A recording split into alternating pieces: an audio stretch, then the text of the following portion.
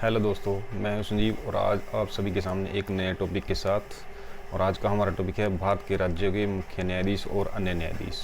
तो दोस्तों, जो राज्यों के जो मुख्य न्यायाधीश होते हैं उनकी नियुक्ति किस प्रकार से होती है, शपथ ग्रहण कौन करवाता है, उनका वेतन क्या होता है और कार्यकाल कितना होता है। तो इस टॉपिक में हम इस बात पर चर्चा करेंगे। राज्यों के जो उच्च न्यायालय होते हैं उनके अंदर जो मुख्य न्यायाधीश होते हैं उनके लिए जो आयु सीमा निश्चित नहीं होती है। उनके लिए सबसे पहले योग्यता ये है कि वो भारत के नागरिक होने चाहिए। कौन होने चाहिए दोस्तों? वो भारत के नागरिक हों।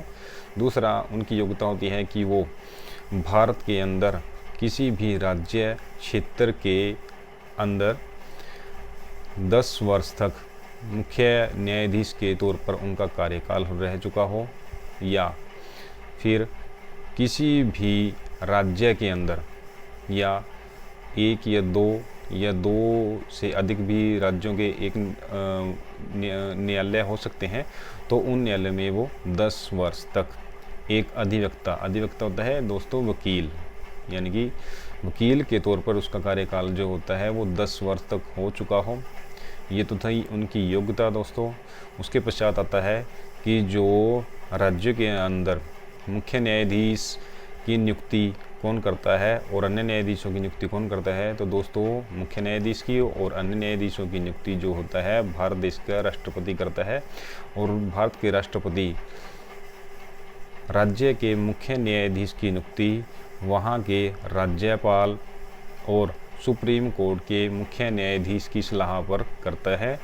और जो राज्य के अन्य न्यायाधीश होते हैं उनकी नियुक्ति राज्यपाल और उसी राज्य जिस राज्य के अंदर अन्य न्यायाधीश की नियुक्ति करनी होती है तो उसी राज्य के जो मुख्य उच्च न्यायालय के जो मुख्य न्यायाधीश होते हैं उनकी सलाह पर राष्ट्रपति के द्वारा की जाती है।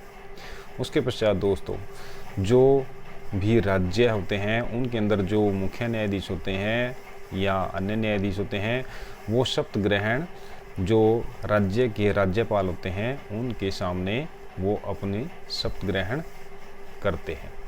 उसके पश्चात दोस्तों, कि जो राज्यों के मुख्य न्यायाधीश होते हैं और अन्य न्यायाधीश होते हैं उनका वेतन कितना होता है दोस्तों। तो दोस्तों, जो राज्यों के मुख्य न्यायाधीश होते हैं उनका वेतन जो होता है 2.4 लाख यानी कि 2.5 लाख होता है। यानी कि कितना, जो सुप्रीम कोर्ट के अन्य न्यायाधीश होते हैं उनका भी वेतन जो या सैलरी जो होती है 2.5 लाख होती है। और जो किसी भी राज्य के मुख्य न्यायाधीश होते हैं उनकी भी सैलरी सुप्रीम कोर्ट के अन्य न्यायाधीशों के समान ही 2.5 लाख होती है। और जो राज्य के अन्य न्यायाधीश होते हैं दोस्तों उनके लिए भी सैलरी होती है, वो होती है 2,30,000।